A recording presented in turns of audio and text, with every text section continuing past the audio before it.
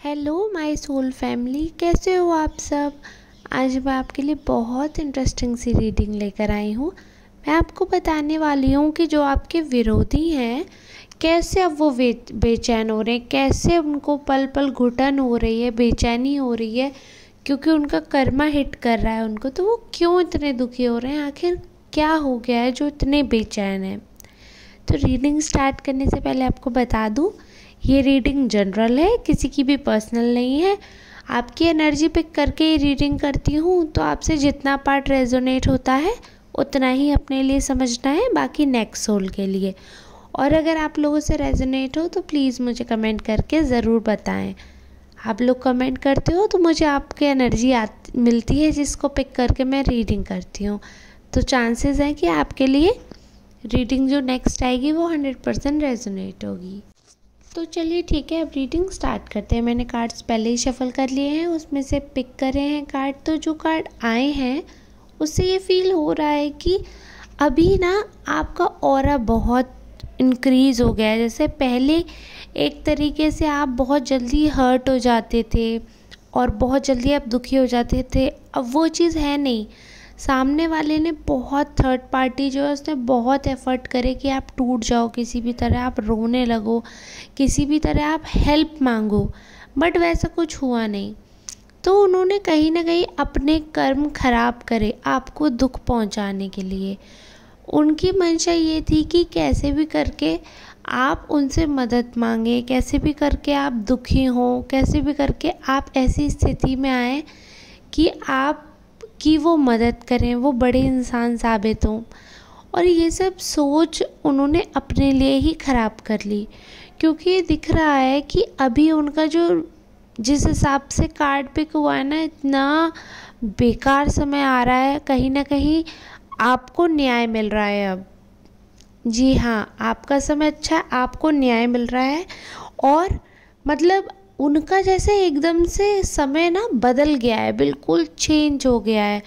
जितना पहले उनका दौर अच्छा चल रहा था, बिल्कुल उसी हिसाब से, उसी स्पीड से समय उनका बदला है और अभी और बदलने वाला है।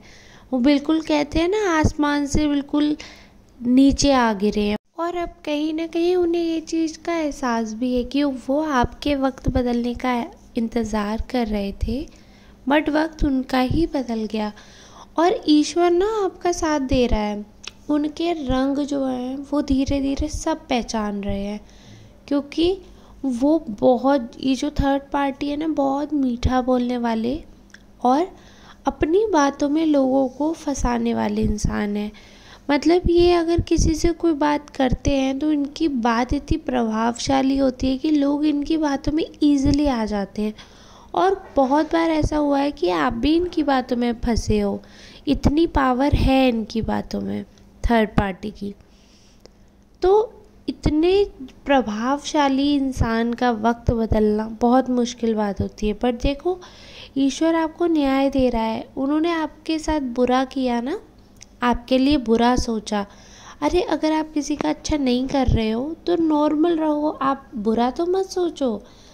लेकिन उन्होंने आपके लिए बुरा सोचा। वो उन्होंने सोचा कि कैसे भी करके हर तरीके से आप टूट जाओ, और जो हिम्मत आपके पास है उसको भी तोड़ने की कोशिश की। दूसरों को आपसे अलग करके, आपके अपनों को आपसे छीनने की कोशिश की, उनको भड़का कर और लड़ाई झगड़ा करवाने के लिए पूरी कोशिश की उन्होंने। बट आप शांत रहे, आपने कभी उनसे अपने मुंह से लड़ाई नहीं की। तो जब आप, होता है ना कि जब हम अपने हिस्से की लड़ाई नहीं करते हैं, शांत रह जाते हैं, तो ईश्वर हमारे हिस्से की लड़ाई कर देता है। तो बिल्कुल वही चीज़ मुझे यहाँ पर दिख रही है। उनका ऐसा दौर आया, उनके घर में भी कलेश है। इनफैक्ट यहाँ पे ये बताना चाहूँगी, ये जो थर्ड पार्टी है ना, इसकी अभी अपने पार्टनर तक से नहीं बन रही है। आपस में इनकी इतनी कलेश हो रही है बहुत ज़्यादा, और वो खुद परेशान है। उन्हें समझ नहीं आ रहा कि मतलब वो सीधी बात भी कर रहे हैं, जैसे अब तक वो जीवन जी रहे थे वो उसी रवैये से जी रहे हैं, उसी रवैये से दूसरों को ट्रीट कर रहे हैं, दूसरों से बातें कर रहे हैं।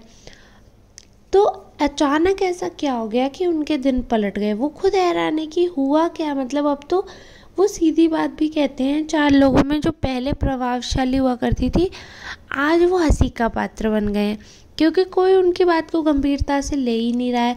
और ये चीज़ उनके लिए एक तरीके से बहुत इंसल्टिंग साबित हो रही है।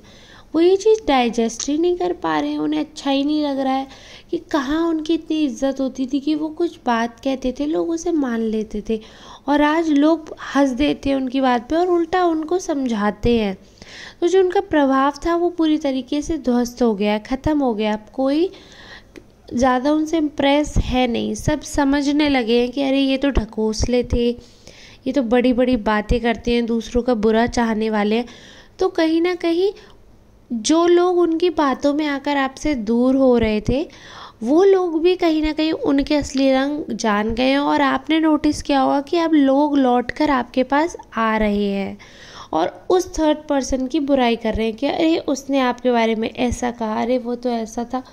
तो कहीं ना कहीं ऐसी वाइब्रेशंस आ रही हैं कि उस इंसान ने जितनी नेगेटिविटी फैलाई, जितना बुरा करना चाहा, अब सब कुछ कर्मा उसका वापस आ गया है। और लोगों का व्यवहार जो वो चाहते थे आपकी तरफ हो, वो उल्टा हो गया है, वही व्यवहार उनकी तरफ होने लगा है। इनफैक्ट उनके खुद के घर वालों का रवैया उनके लिए बहुत ख़राब हो गया है।